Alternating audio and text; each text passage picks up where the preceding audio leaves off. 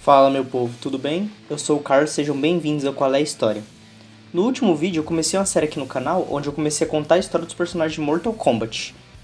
Inclusive, se você não viu esse vídeo ainda, é só clicar no card que está aparecendo aqui em cima, porque tem coisas lá que fazem parte dessa história aqui também. E no vídeo de hoje a gente vai dar um pulinho no andar de cima, porque hoje eu vou falar dos deuses de Mortal Kombat. Então roda a vinheta e bora pra história. Não, pera aí. Antes da gente começar a história, tem um recado muito importante para dar pra vocês. Música triste, por favor, edição. Que sou eu mesmo. Este é o Lula Molusco. Lula Molusco está muito triste, pois Lula Molusco tem um problema de saúde. Ele está com falta de like no sangue. Então doe seu like pro Lula Molusco. Deixe seu like nesse vídeo. Salve a vida do Lula Molusco. Doe likes para o Lula Molusco. Espalhe essa mensagem. Traga mais gente para dar like nesse vídeo aqui também, para salvar a vida do Lula Molusco. Agora sim. Roda a vinheta e bora pra história.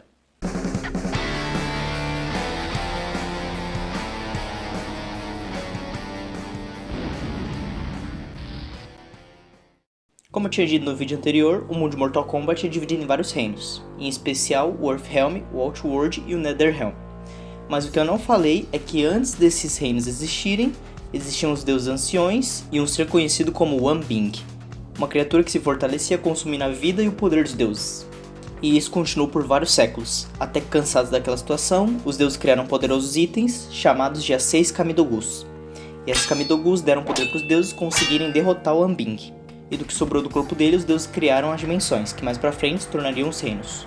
A função principal dos deuses anciões é manter o equilíbrio através dos deuses menores que eles lideram e das regras que eles criam. Será mais sagrada dessas regras o torneio Mortal Kombat. E é só caso alguém quebre uma dessas regras que os deuses podem interferir no plano físico, já que eles não se intrometem em nenhum assunto interno de nenhum dos reinos. Mas se alguém quebrar uma das regras deles, rapaz, aí a cobra vai fumar. Mas como em qualquer organização, essa também tinha suas maçãs podres. E o nome dessa maçã era Shinnok. Originalmente o Shinnok era um membro dos deuses anciões, mas desde o começo ele mostrou interesse em querer governar os reinos sozinho. Então ele criou um poderoso amuleto que passou a ser a fonte dos seus poderes. E ele pretendia usar esse amuleto para aplicar um golpe de estado nos deuses. Dá pra falar golpe de estado se não tem um estado? Golpe dimensional, golpe planetário, golpe de karatê. Ele queria dar um golpe nos deuses. E também foi nessa época que ele começou a ficar obcecado pelo Earthrealm, já que mesmo sendo imparciais na hora de tomar decisões, os deuses sempre demonstraram um carinho maior por essa dimensão. Então, o Shinnok começou a pensar que se ele tomasse conta do poder contido no Earthrealm, ele poderia derrubar os outros deuses e assim se tornar o deus supremo do universo. Só que não, porque antes ele ia ter que passar pelo deus trovão protetor do Earthrealm, Thor. Não, peraí, volta a fita. O deus do trovão protetor do Earthrealm, Raiden.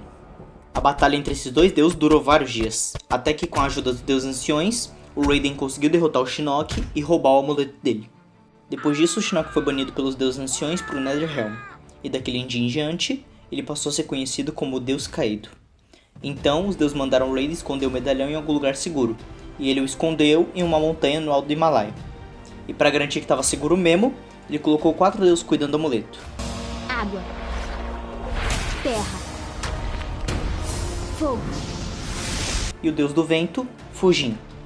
Vários anos depois disso, os deuses anciões criaram o torneio Mortal Kombat. Só que o problema é que o Outworld estava ganhando todos os torneios, faltando só um para ele poder dominar o Earthrealm. Então o Raiden percebeu que ele precisava garantir que só os melhores lutadores da Terra participassem do torneio. E foi por causa disso que ele criou a Sociedade da Lotus Branca junto com os monges Shaolin. O Raiden então escolheu seu campeão e os monges Shaolin cuidaram de treinar aquele que mais pra frente se tornaria o grande Kung Lao, que naquela época nem lutador era, ele era um escultor de estatuetas. Só que o Raiden viu potencial nele e junto com os monstros conseguiu criar o primeiro campeão do Earthrealm.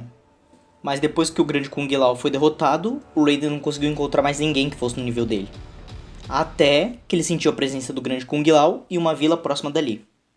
Só que quando ele chegou lá, ele viu que era só um garoto, um descendente do grande Kung Lao.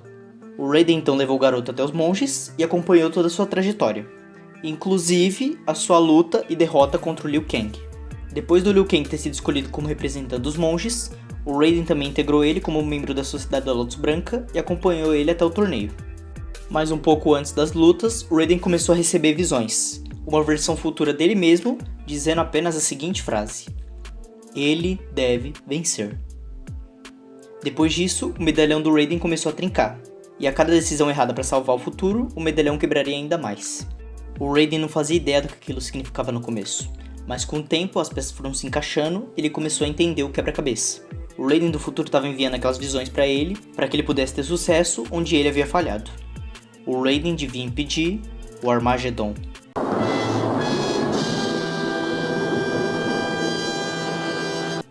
E a única forma de fazer isso era descobrindo quem deveria vencer. No início, o Raiden achava que quem deveria vencer era o Liu Kang, mas mesmo depois do Shaolin ter derrotado o Imperador da Outworld, o medalhão continuou quebrando. E agora eles tinham menos tempo ainda, porque o Imperador tinha encontrado uma forma de burlar as regras do Mortal Kombat e tinha começado sua invasão a Earthrealm. Foi só aí que o Raiden entendeu o verdadeiro significado de ele deve vencer. Ele então foi até onde o Imperador estaria, bem na hora que ele ia atravessar o portal do Outworld pro Earthrealm. Foi quando o Liu Kang apareceu e o Raiden explicou tudo pra ele. Ele deve vencer não se referia nem ao Liu Kang, nem ao Kung Lao e muito menos ao próprio Raiden. Essa frase se referia ao Imperador. Se ele conseguisse invadir o Earthrealm e tentasse fundir os dois mundos sem se consagrar campeão dos 10 torneios, ele iria quebrar a regra mais sagrada dos deuses anciões. E isso faria com que os deuses eliminassem ele de uma vez por todas. Mas o Liu Kang não acreditou naquilo, porque era uma ideia muito arriscada. Se o plano do Raiden falhasse, o Imperador conseguiria governar tudo como ele quisesse. Então ele decidiu que iria impedir o Imperador, mas o Raiden não deixou que ele interferisse, o que acabou levando a uma luta entre os dois. E como era de se esperar, o Raiden venceu, mas o Liu Kang não desistiu. Ele invocou suas chamas e partiu para cima do Deus do Trovão, que por reflexo jogou seus raios contra o Liu Kang. Os raios se misturaram com as chamas e incineraram todo o corpo do Liu Kang, levando ele assim à morte.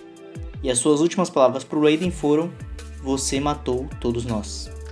Mas o Raiden não teve tempo para sentir a morte do Liu Kang, porque logo depois disso, o Imperador conseguiu atravessar o portal e invadiu o Earthrealm. O Raiden foi até o Imperador e disse que o Earthrealm se rendia. Foi nessa hora que o Imperador começou a espancar o Raiden sem piedade. E enquanto o Raiden estava apanhando, o seu medalhão caiu no chão e se despedaçou completamente. Então, quando o Imperador estava pronto para dar o golpe final, ele declara que o Earthrealm agora era parte do Outworld. Esse era o sinal que os dois anciões precisavam para agir. Eles então curaram as feridas do Raiden e deram para ele o poder necessário para eliminar de vez o Imperador do Outworld. E para fazer fogos de artifício também, pelo visto.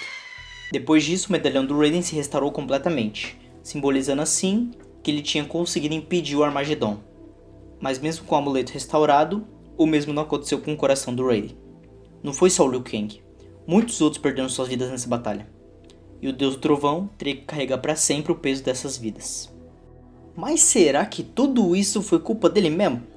Logo depois disso, mostraram pra gente que tudo não passou de um plano do deus caído, Shinnok, para que ele pudesse enfraquecer os dois reinos e usar o seu exército do Netherrealm para invadir o Earthrealm, e assim se vingar de vez dos deuses anciões e principalmente do deus do trovão, Raiden. Bom, essa foi a história de hoje, muito obrigado por ter assistido até aqui, e se você ainda não deu seu like para salvar a vida do Lula Molusco, deixa ele aí embaixo. É de graça, cara, você não vai perder nada, e ainda vai estar me ajudando pra caramba. Então clica no like e clica no botão de inscrever-se também se você não for inscrito, e compartilhe esse vídeo com seus amigos, porque logo logo eu vou trazer mais vídeos de Mortal Kombat. E caramba, pense em um bicho rancoroso, viu? Vagabundo tomou a só, foi pro inferno e voltou só pra se vingar de um cara que usa coletinho azul. Não, pera aí um pouquinho. Não.